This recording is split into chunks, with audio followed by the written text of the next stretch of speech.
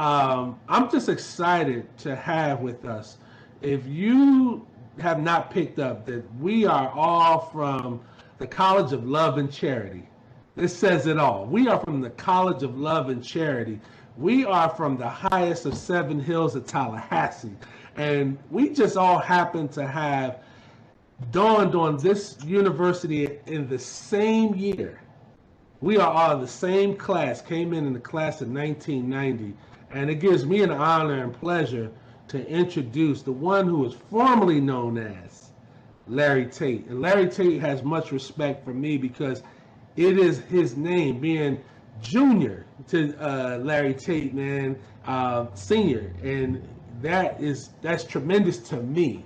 And I'm saying that, man. There's much love to the Tate family.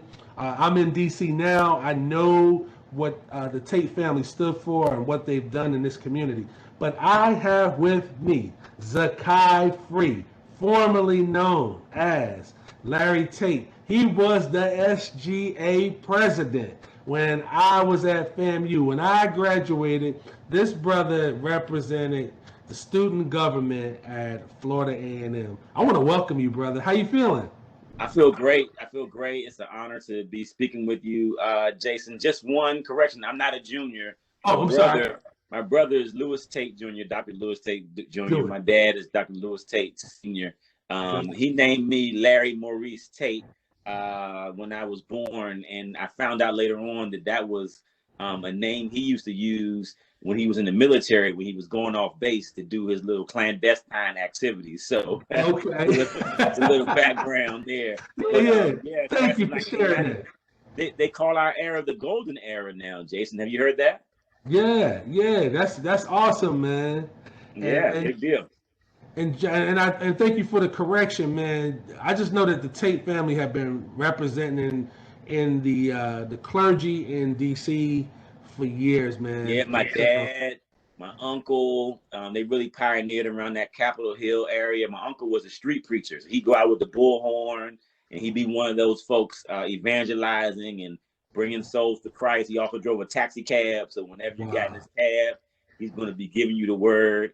And then my dad had several churches throughout DC, and then he branched out and had his own group of churches in South Carolina, out in Maryland. He was one of the first pastors back in the 1950s, early 60s to ordain women, which is still controversial in some denominations. But he was one of the first black men to do that. Amen, man. You know, and just so much respect, man. We're going to be talking about it on Juneteenth. I hope you're excited about Saturday, man, because we are to have you. We're going to have discussions about the Black church. What's your thought on the Black church today and how historically, man, just the role of the Black church? Because we're going to have a discussion about it. What's your thoughts on that? I mean, I think that there's so much opportunity for our institutions in general to have a stronger voice and a stronger presence in this millennium right here. We're in the 21st century. So much pioneering work was done in the past. And when these institutions were really the only places we could go to, like the church is one of the only places that, Blacks could congregate, could organize, could have leadership structures, much like the HBCUs, right? But over time, because we have such a diversity of things that we can be engaged in, whether it's other spiritual systems, whether it's just entertainment or things of that nature, we've kind of lost some of the flavor, and so I'm hoping and praying, Jason, that opportunities like this and other ones, we can reignite that spirit of the church being a place for enlightenment, not just like proselytizing and saying, well, now I have Jesus and I'm good, I'm gonna go to heaven. But no, what are you gonna do with all of that goodness and that faith and that favor while you're here, right? Like that's what work is, So I look at the statistics where it says that church attendance is down, particularly amongst young people, and I think that the church gets to be more community oriented, like what we do with martial arts and being out and doing things that are relevant and necessary, and using that as a way to attract people and then turning them on to spiritual truth. Hey, you said a lot. That is going to be amazing. This Saturday we have a panel, a few ministers who are going to be talking about that same topic and how the Black church played a major role. You know, we got a chance to meet while we were at Florida A&M University, and I've shared with you privately, and I'm going to share with you publicly. Just mad respect for what you have done in your leadership. You've led for many of us when we didn't know how to lead for ourselves. So the role that you played was tremendous. It has set a standard at FAMU, whether you know it or not.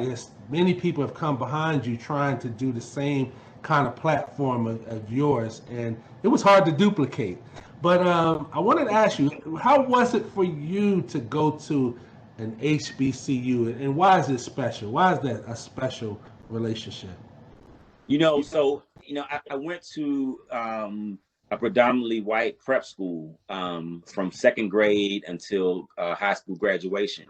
And so when I first visited FAM, I was like, wow, a place like this really exists, like with all these Black people from all over the United States, all over the world.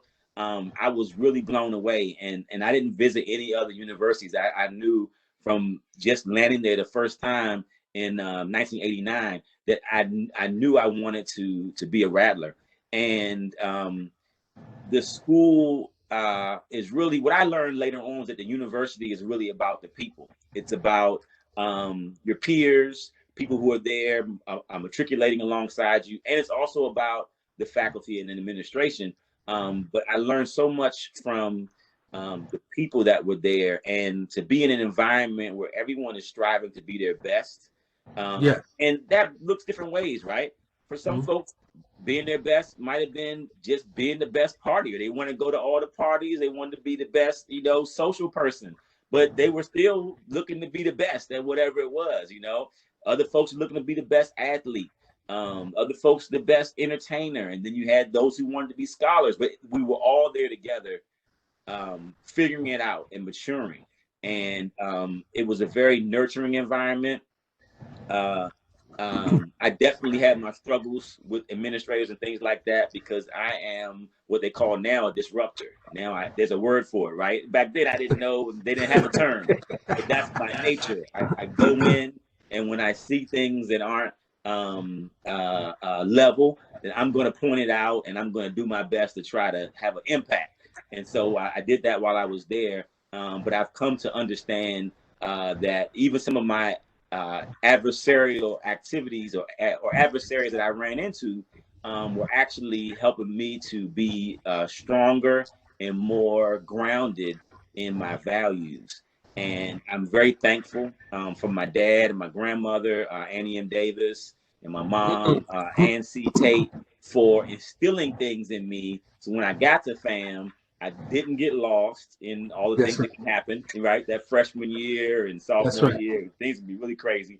And I found a way to contribute and to give. And Jason, I wanted to say this because this thing is about literacy, and I'm so excited about the Yes. program. You showed me the agenda. I'm like, if you haven't gotten your ticket yet, please make sure you Yeah. come to this event. I mean, it's for a good Yes. cause, but you're going to get Yes. so much value out of it. And Yes. my start at FAM, what propelled me into student government was literature, was having a magazine, Creating Thoughts magazine, giving students an avenue for their writing. That is what Yeah.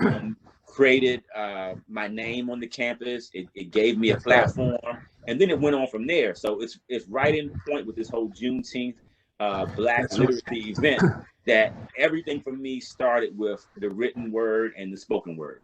Ooh, wee, man. Listen, you said it. Juneteenth, 1865. They didn't even, the word didn't even get down to Texas. They still had people in Texas enslaved. 1865, we're free. 22 years later, 22 years later, man, this normal school for colored people in the state of Florida became FAMC, that became FAMU, that we are able to embrace as our alma mater. How important is Juneteenth to you? You know, I think that it's become it's becoming more iconic for everyone now. And I think, you know, it represents a few things to me. One of the things it shows is not everyone gets the word at the same time. Yeah, Sometimes we feel like, I have the message, or I'm awake or enlightened in some kind of way, and we forget that not everyone is where we are. So we that's all right. get the message at different points in time. That's So right. those folks in Texas, their freedom song, their awareness was delayed, right? But Yeah, then yeah. once we get the message, it doesn't take us very long to take that and take it to the highest possible level. You said 22 years. That's really no time. It's like basically one That's right. generation to go from being enslaved, not having any rights or agency, to building a college. A I college. mean, That's right. that is momentous. And for me, I have to connect it back to our ancient history in Africa to say that, we are the first writers, architects, engineers, all those things. So once that block was taken off of us, we tapped right Yes, back sir. into our genius, and then manifested those HBCUs and other institutions. Yes. So Juneteenth to me is a sign of how powerful we are. And once we are aware of our freedom, nothing can Yeah. hold us back. Woo, man. Listen, we're gonna have an outstanding time. We got Kim Frazier, our classmate, who's going to be singing. If you have not heard Kimberly sing, you are in for a treat.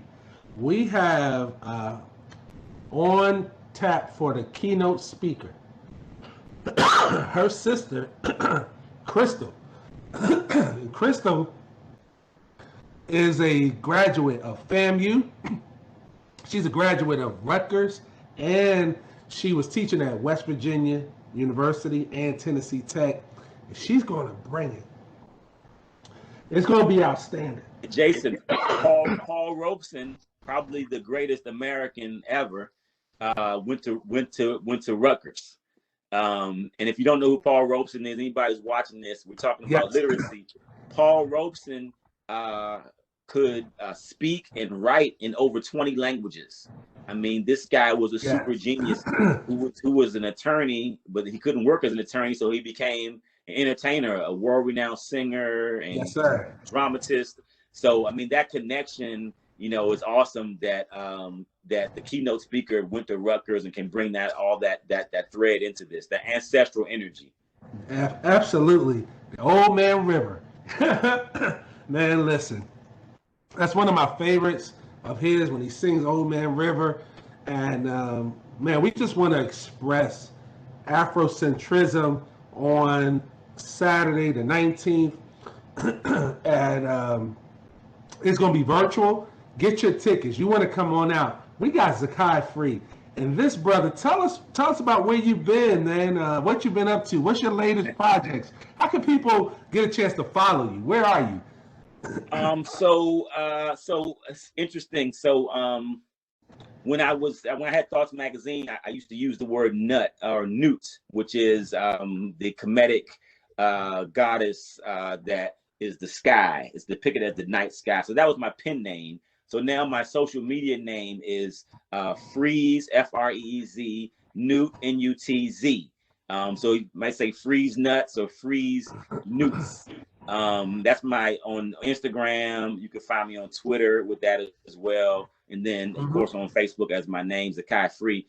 Once I left Florida A&M, I was blessed to graduate from there in 1996, and I had all types of adventures. I started a vegan catering company way before being vegan was the thing. That was like in 97, 98. Yes. I lived in Central America in Belize for about 5 years. I moved down there around the year 2000 and lived out in the rainforest, learning from Garifuna people and Mayan Indians, and just having a very basic lifestyle with really no material possessions, Wow. doing a lot of meditation and yoga and eating a lot of fruit and stuff, and growing my hair. I call myself a hair farmer. My hair was all the way down to my behind. There you go. And then got really deep into teaching stress reduction and trauma relief. And I used to work for a nonprofit, an NGO called the International Association for Human Values. And with them, I traveled all over the United States, Canada, the Caribbean, teaching people how to manage stress and how to recover, tools to recover from trauma.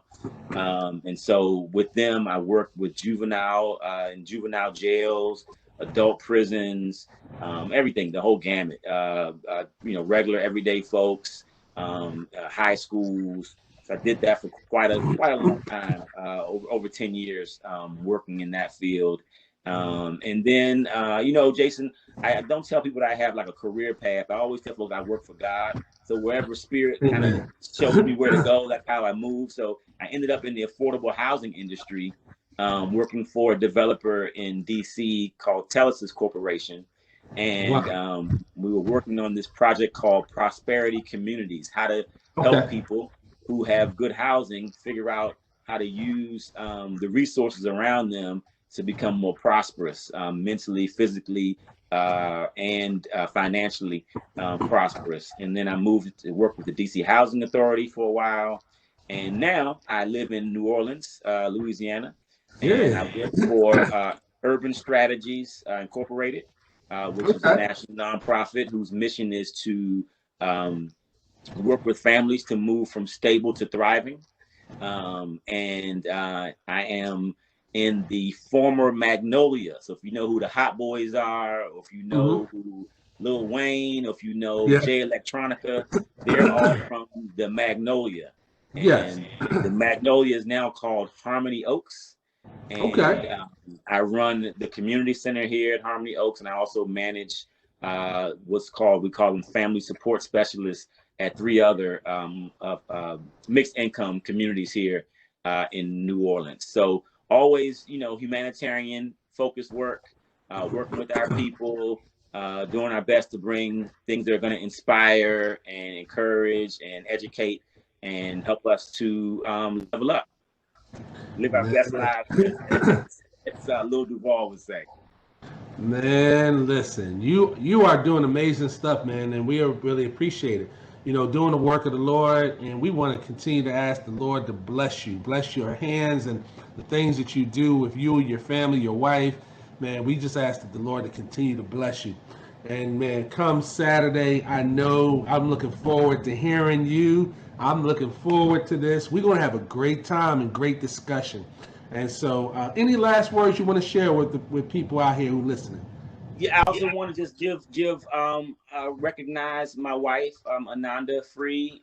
We have 3 beautiful children, and I work with her closely. She's an entrepreneur, and so this is her artwork behind me here. Love it. And so she does textile art, and she's the author of this book, Yay, Sweet Waters and the Mean Mermaids.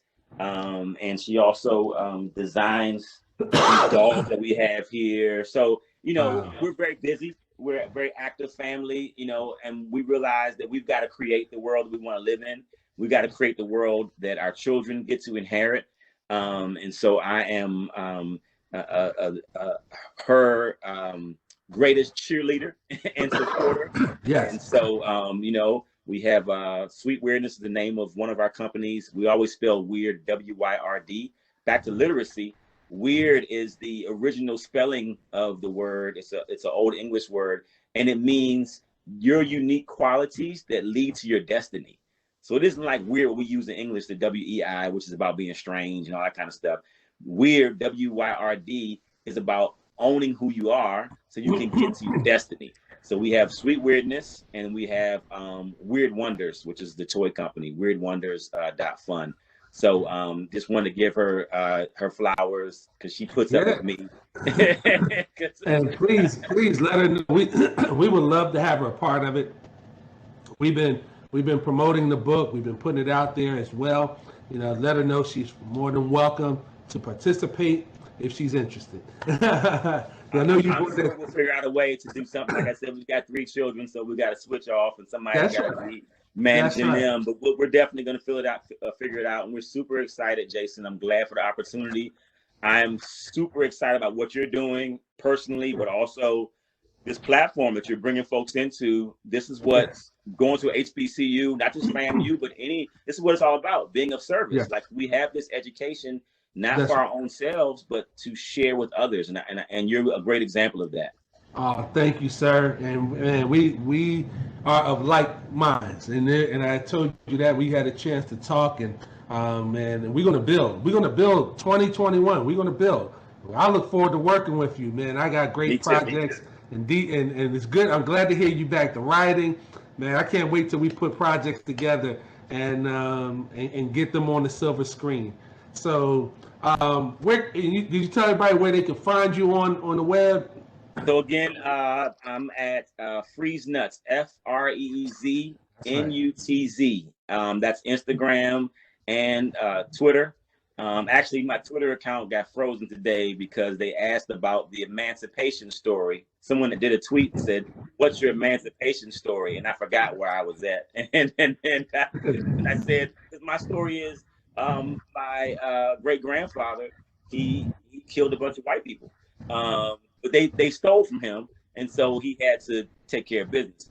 And I put that on there, and they took my account down for 12 hours. They said it was like violent speech or whatever. So, Yes, but yeah. history.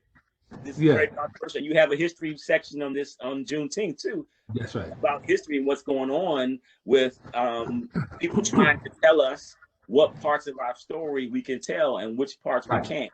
And I think that's another reason why this is such an important event, because we've got to tell our own stories, and we can't allow That's right. people to tell us what we can share or where we can share it. We've got to tell our own stories, publish our own books, and make sure that the magic that really is a part, the majesty of being an Yes. African in America, what it really represents. So again, thank you for this opportunity, and this is going to be a great weekend. Yes, it is. And thank you for joining us tonight. Man, we're going to let you get back to your wife and your beautiful children. Man, thank you for joining us. We look forward to having you on Juneteenth. The Jubilee Book Festival is coming, and we're going to celebrate it. You guys got it right here, Zaccai free. We're excited to have them, and it's going to be off the hook. Get your tickets today. Thank you. Thanks, Jason. Have a good day. All right, thanks.